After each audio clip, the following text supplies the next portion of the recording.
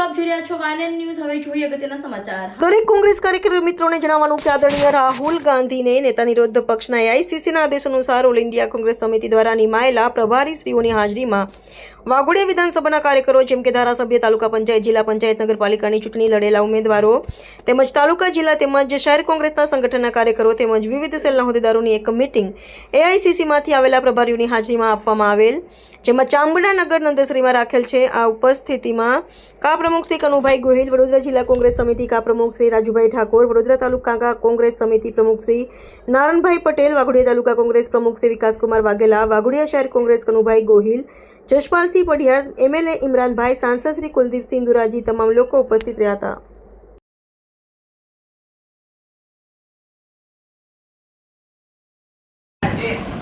આદરણીય ખરગેજી, માનનીય રાહુલ ગાંધીજી, જે રીતે ગુજરાતમાં CWCની બેઠક મળી, અધિવેશન મળ્યું અને ત્યારબાદ મોડાસા ખાતે સૌ આગેવાનો સાથે મિટિંગ કર્યા બાદ ગુજરાતમાં સંગઠન અને કાર્યકર્તાઓને પૂછીને કે સંગઠન કેવી રીતે મજબૂત બની શકે, પ્રમુખનું નામ પણ કાર્યકરો વચ્ચેથી આવે અને સંગઠનમાં જે પણ કામ કરવા માગતા હોય એ તમામ લોકોની રજૂઆત સાંભળવા માટે આદરણીય રાહુલજી દ્વારા ગુજરાતમાં સંગઠન સૂજન અભિયાન જે કરવામાં આવી રહ્યું છે એના અંતર્ગત આજે અહીંયા વાઘોડિયા વિધાનસભાની મિટિંગ અહીંયા વડોદરા તાલુકામાં નંદેશ્રી ખાતે યોજાઈ, જેમાં એઆઈસીસી દ્વારાથી જે મૂકવામાં આવ્યા છે કુલદીપ ઇન્દોરાજી, સાંસદ શ્રી ગંગાનગરથી, એમણે તમામ લોકો સાથે 1 to 1 પણ વાત કરી છે અને મિટિંગના માધ્યમથી પણ બધાને જણાવ્યું છે કે સંગઠનમાં જે લોકો કામ કરવા માગતા હોય અને સંગઠનને વધારે મજબૂતી તરફ કેવી રીતે લઈ જવાય અને એના એ સંગઠનના માધ્યમથી લોકોના પ્રશ્નોને કેવી રીતે વાંચા મળે એ બાબતની અહીંયા મિટિંગ મળી હતી અને લોકોના ઓપિનિયન પણ લીધા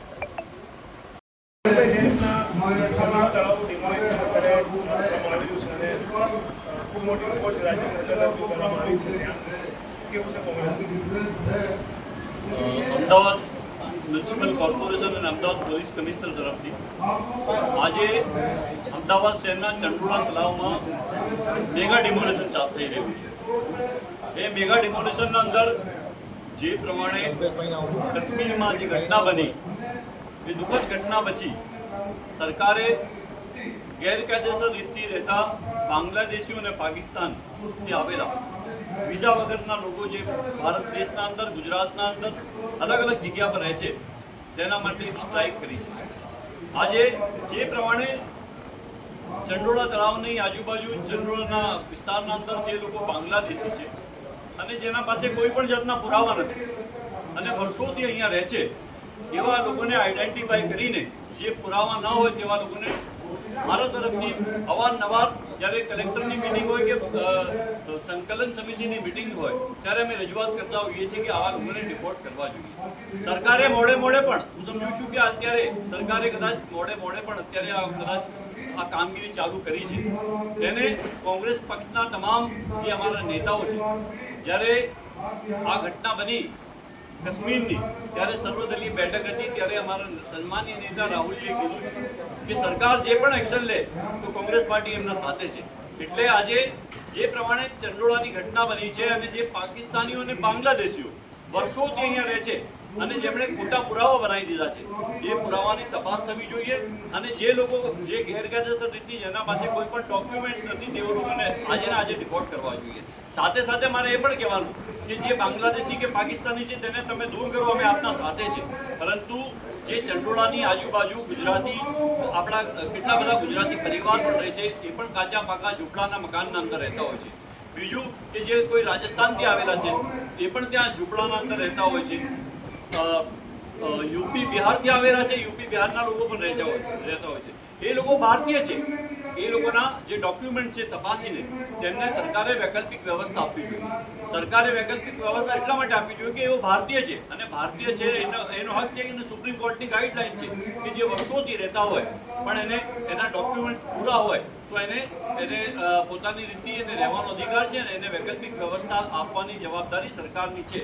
એટલે જે બાંગ્લાદેશનો જે પ્રશ્ન છે, પાકિસ્તાનનો પ્રશ્ન છે, તો એ પ્રશ્નના અંદર સખત હું કહું છું કે સરકારે તાત્કાલિક આવા લોકોને જે વિઝા વગર રહેતા લોકોને તાત્કાલિક દૂર કરવા જોઈએ. અને જે પ્રમાણે ચંડોળાના અંદર તમે જોયું કે ચંડોળાના અંદર લોકોએ ગેરકાયદેસર રીતથી ફાર્મ હાઉસ બનાવી દીધા, સરકારી જમીનના ઉપર ફાર્મ હાઉસ બનાવી દીધા. તો સરકારી તંત્ર શું કરતું હતું અત્યાર સુધી? સરકાર કેમ જાગી નહીં પહેલા? સરકારને પહેલા જાગવાની જરૂર હતી કે આટલા મોટા લોકો ફાર્મ હાઉસ બનાવી દે, લોકો રહે અને 2-2 લાખ રૂપિયાના મકાનો ત્યાં ભાડે મળે, 2-2 લાખ રૂપિયાની ત્યાં પાઘડીથી તમને મકાન મળી જાય. તો આ પ્રમાણેની જ્યારે પ્રવૃત્તિ સરકારના સામે આવે છે ત્યારે સરકાર સફાળે જાગતી હોય છે. પરંતુ જે અત્યારે જે મોટા પ્રમાણમાં ડિમોલેશન થઈ રહ્યું છે, જે મેગા ડિમોલેશન થઈ રહ્યું છે, એના અંદર મારી સરકારને એ જ વિનંતી છે કે જે પુરાવા જે ભારતીય છે, જે ગુજરાતી છે, રાજસ્થાનથી આવેલા છે, યુપી બિહારથી આવેલા છે, એ લોકોના પુરાવા તપાસીને તેમને યોગ્ય વ્યવસ્થા સરકારે કરવી જોઈએ. અને જે ઇન્ડિયાના અંદર, ભારત દેશના અંદર, ગુજરાતના અંદર જે ગેરકાયદેસર રીતે પાકિસ્તાનથી અથવા તો બિહાર, બાંગ્લાદેશથી આવેલા છે, એ બાંગ્લાદેશોને તાત્કાલિક સરકારે દૂર કરવા જોઈએ. Subscribe now and press the bell icon. Never miss an update.